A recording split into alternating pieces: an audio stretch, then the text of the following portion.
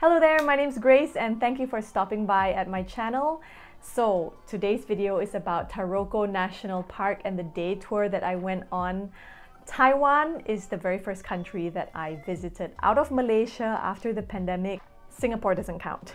And I'm so happy that I chose Taiwan because honestly, I feel that it's one of the most underrated countries to travel to. It's very reasonably priced. The food is amazing. There's a combination of everything. So you get your history, you get nightlife, there's culture as well, and amazing food, of course, and there's nature.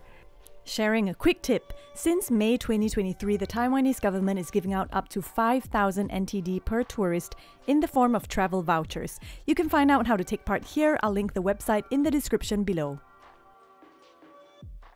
Being in Hualien was just so serene. It just put my heart at ease and the beauty is magnificent. I went on a tour, which I normally wouldn't go for because I've never been on a tour before. The only time that I did was when I was 14 years old and I went to Hong Kong with my family on a tour and I didn't enjoy it at all. But I figured, you know what? It's 2023. It's time to try new things and rewrite old narratives. So I went on this tour from Kluk. It was only 160 ringgit and I'm really glad I did because I met so many amazing people. The tour guide was awesome. We went to really great places. The food of the place that we went to, the Aboriginal restaurant, was so amazing. And all in all, it was just so relaxing having someone bring me around instead of researching the places, which also is another type of adventure on its own. But just to experience being in a group and being led by someone who was born in Hualien and who is just so passionate about Taroko National Park, to me that was definitely the highlight. And so yeah, here's the video and enjoy. The moment I arrived in Hualien, I felt an instant sense of peace. It isn't so much jaw-dropping magnificent, but more a gentle and quiet beauty with blue waters and soft greenery. My first day was spent doing a really fun kayaking trip at Qingshui Cliffs, so I was a bit tired for the Taroko tour, but nothing a good breakfast cannot cure. The meetup point was 8:15 a.m. at Hualien train station. Seeing all these faces of strangers I was going to spend a whole day with definitely made me nervous, but also pretty excited. It was a really scenic drive, and with Sharon, our tour guide, breaking the ice, to my surprise, the whole group started to get along really quickly. I'll introduce them to you one by one as we go along. After about 45 minutes, we arrived at our first location, the start point for the Shakadang Trail. This beginner trail runs along the gentle Shakadang stream and is a must-visit for first-timers to Taroko. It's an easy 2-hour round trip and suitable for all ages, but just remember to watch your head as there are many low-hanging rock faces. Now let me introduce you to some of the awesome people I met on this tour. Firstly, our tour guide, Sharon. She was born in Hualien and has worked as a tour guide in many countries around the world, but is now back in her hometown to share its beauty with tourists like me and you soon, hopefully.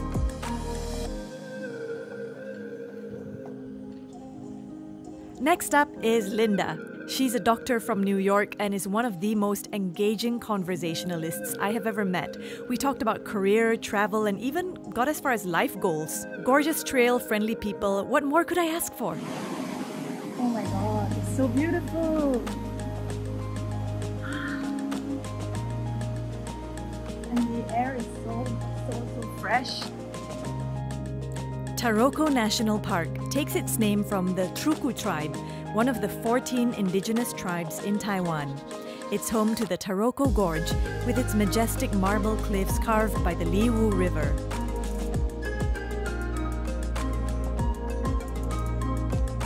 The intricate glistening layers in the rock formation are the result of millions of years of nature's process of sedimentation and metamorphosing of limestone into marble. It's the calcium carbonate from limestone that creates the gorgeous turquoise color in the water, which looks so tempting to swim in, which is why I was trying to rush ahead from the group to see if I could take a really quick dip. Say hello to our Singaporean friend, who I don't even know your name yet, oh my goodness. Sam. Grace. So Sam and I went ahead of the group and eventually found a tiny walkway that led us to this gorgeous rock formation inside a shallow pool. It was like our own magic corner of an art gallery curated by none other than Mother Nature. Eventually, the rest of the group caught up and we all had such a great time just taking in the beauty of what we were seeing. And Sam and I managed to conduct our own mini photo shoot. Then we got on the road again, making some scenic stops along the way, including this spot here known as Indian Chief Rock. And when you look long enough, you'll understand why. Can you see it? Pretty cool, huh? Now on to the next destination, Jiufen, or Tunnel of 9 Turns. This 1,200-meter long tunnel is known for some of the best views of the Liwu River and its surrounding cliffs. Time for my final introduction. This is Bridget, a medical student from Singapore. Now back to the tunnel. Somewhere halfway you'll find a landmark called Yu Tiao Longmen, or Fish Leaping Over the Dragon's Gate. There's a stream cascading from the top of the mountains into a pool. The huge marble on one side of it resembles a fish. But I wasn't really interested in the fish. I was more fascinated with the pool below it and how nice it would be to jump in. And if you can read Chinese, you can also enjoy some poetry that's been etched into the marble rock surface. Next destination was Swallow's Grotto, Yanzikou. We had to wear helmets here to protect our heads from potential rock falls. Look at us, all so cute with our hats.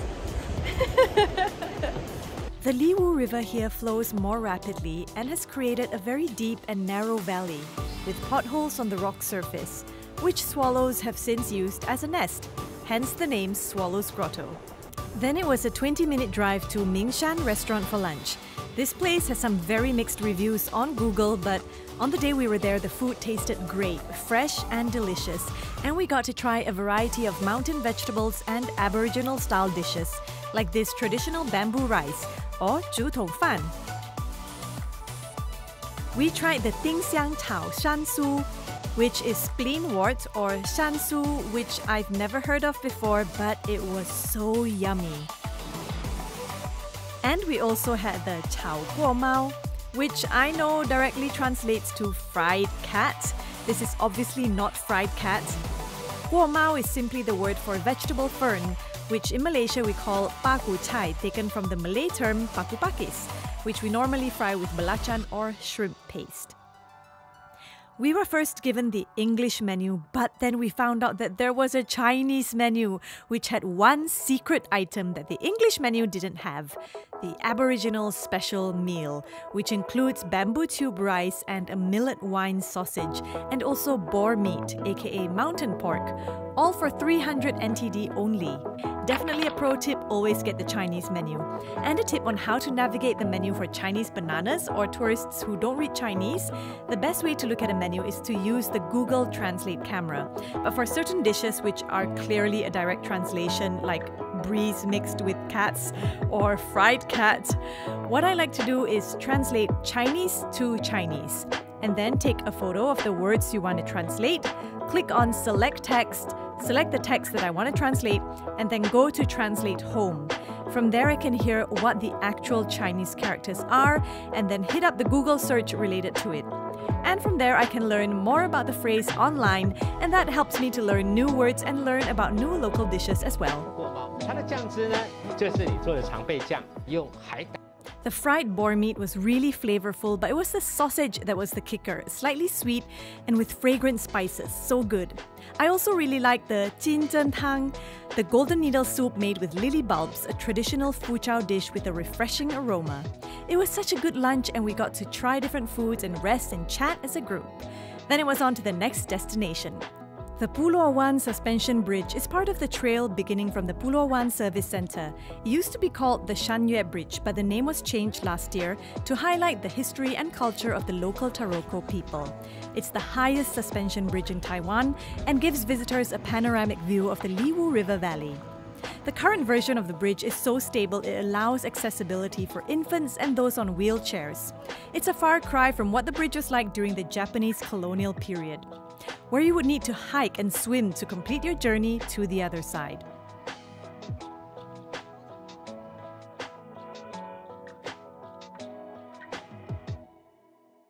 Then we visited the Buluowan recreation area, where we got to learn more about the awhile, the most widespread indigenous tribe in Taiwan. These are figures of Taroko people who developed from the awhile tribe. I love their face tattoos. Sharon tells us how they are earned. Need to good in hunting. 要很会打猎。早期他们打猎是什么？你要去猎3个头回来。什么头？人头啊，人头。早期要猎人头，猎3个人头回来，你才可以称就 real 的鲁古，你才可以成为真正的勇士，才可以有这个下巴。所以有上面跟下面表示你是真正的太鲁阁族的勇士。OK， 所以说以前是这个样子，现在不用，现在他们还是有成年礼。 可是他们就是去猎山猪啊，猎小鹿啊，只要带头回来就可以了哈。We learned that each tribe has a distinct pattern that can be found in their textiles. For the Taroko tribe, it is that of an eye. The eye symbolizes the eye of their ancestors watching over them, giving them protection.